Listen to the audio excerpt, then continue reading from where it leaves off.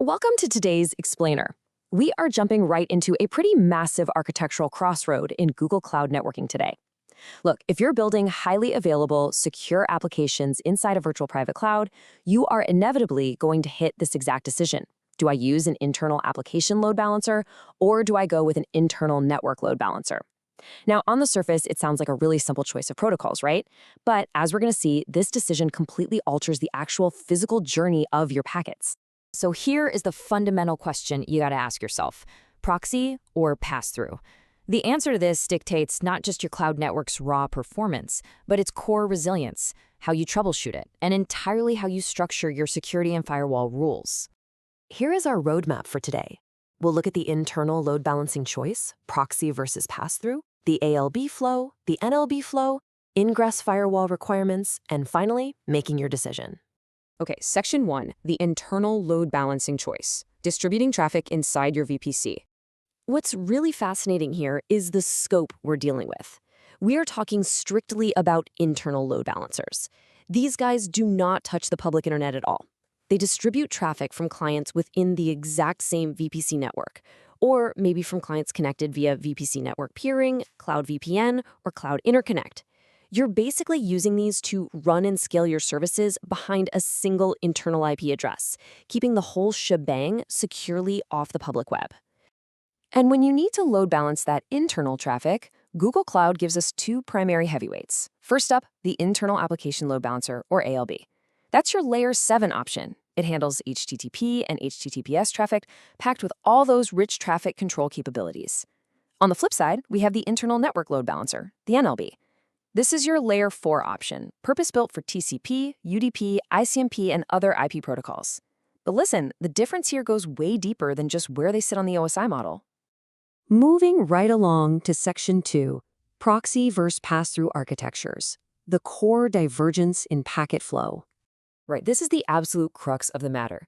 The ALB is a proxy load balancer. I want you to think of it as the intelligent middleman. It actively terminates the incoming connection from your client, reads the data, and then turns right around and opens a brand new TCP connection to your backend VM. The NLB, however, is a pass-through load balancer. I like to call this one the invisible director. It literally never terminates the connection. It just receives the packet and passes it along to the backend, leaving the packet's source and destination info completely untouched. The official Google Cloud documentation really hits the nail on the head here. It says responses from the backend VMs go directly to the clients, not back through the load balancer. Think about that for a second. That is a massive architectural difference. The load balancer is only involved in the request path, not the return path. Let's get into Section 3, Application Load Balancer Flow. Time to trace that intelligent middleman. So when you deploy an internal ALB, the load balancing scheme is officially called internal managed.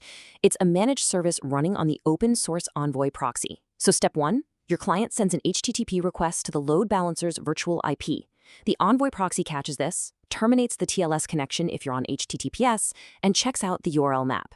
Then, step 2, based on that map, the proxy itself initiates a totally new connection to your chosen backend, like a compute engine instance group or a Cloud Run service. Now, here's the million-dollar question. Where does that second connection actually come from? Well, it comes from the proxy-only subnet. This is a hard requirement for internal ALBs. You have to create this specific subnet in your region because Google uses it exclusively to run those Envoy proxies for you. This means your backend VMs, they are never going to see the original client's IP address at the network layer. They only see an IP from this proxy-only subnet. If your app actually needs that original client IP, it has to dig into the HTTP headers, specifically the X-forwarded-for header, which the proxy kindly tacks on there for you. All right, Section 4, Network Load Balancer Flow. Let's trace the invisible director. The internal NLB uses a scheme that's just called internal. It is built straight onto Google's Andromeda Network virtualization stack, and its absolute defining feature is this: direct server return. Because the NLB is just passing packets straight through, it's actually the backend VM that terminates the connection. So when that backend generates a response, it doesn't bother sending it back to the load balancer. It fires it directly back to the client. The flow here is just incredibly elegant. Step 1, the client sends a packet. The destination is the load balancer's IP, but the source is the client's actual original IP. Andromeda routes this to a healthy backend. Now, the backend VM's guest environment has a local route installed that essentially says, hey, I accept traffic destined for the load balancer's IP. Step 2, the backend processes the packet and replies. And because that original source IP was preserved on the packet, the backend replies directly to the client. The load balancer is completely bypassed on the return trip, which saves latency and entirely avoids a proxy bottleneck. Section 5. Ingress Firewall Rule Requirements. This is where we see how packet flow directly dictates your security. Look, this is where even seasoned cloud architects get tripped up. You put an app behind a load balancer, and suddenly, boom, connections are dropping, especially return traffic going back to your on-premises environments. Why? Well, you have to ask yourself how these entirely different packet flows we just talked about change your firewall configs and, crucially, your static routes. Let's break it down. For the internal ALB, because the physical network packet hitting your backend comes from the Envoy proxy, your VPC firewall rules absolutely must allow ingress from that proxy-only subnet. But for the internal NLB, you have to allow ingress from the original client IP ranges. Now, pay attention, because here's the hidden trap with on-prem connectivity. If you are using static routes that are restricted by instance tags to route traffic back on-prem, your ALB return traffic is going to drop. Why? Because that return traffic is coming from the Google-managed Envoy proxy, and that proxy doesn't have your instance tags. It just doesn't. But with the pass-through NLB, the backend VM replies directly via direct server return, which preserves your instance tag, meaning your static route succeeds beautifully. It's a huge gotcha. And just a super quick reminder about health checks, because both of these load balancers need to verify your backends are actually alive. For both the ALB and the NLB, you generally need to create ingress firewall rules allowing traffic from Google's centralized health check IP ranges. Those probes are coming from outside your network. However, and there's always an exception, right? If you are using hybrid network endpoint groups, meaning your backends are on-prem or in another cloud, and you're using an internal ALB, those health checks actually originate from the proxy-only subnet, not the central ranges. So definitely keep an eye on your backend types. Finally, Section 6, making your final decision. Choosing the right tool for your traffic. Let's look at them side by side. If you are serving web traffic, HTTP, HTTPS, HTTP/2, and you need those advanced Layer 7 features like URL routing, custom headers, or TLS termination, you definitely want the regional internal ALB.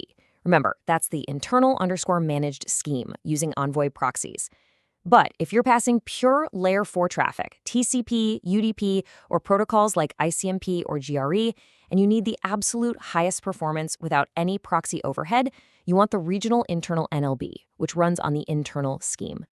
To wrap this up, I really love this quote directly from the architecture docs. Choose a pass-through network load balancer to preserve client source IP addresses, avoid the overhead of proxies, and to support additional protocols. If your security team, your auth system, or your logging strictly requires the original client IP at the actual packet level, the pass-through NLB is for sure your invisible best friend. At the end of the day, the resilience of your application depends on knowing exactly how your packets travel. Are they taking a pit stop at an Envoy proxy, potentially failing your instance-tagged static routes and dropping your on-prem traffic? Or are they flowing directly to the server and back via direct server return? The next time a connection times out, you're going to know exactly where to look. Thanks for hanging out with us for this explainer. Keep building, stay focused, and we'll catch you in the next one.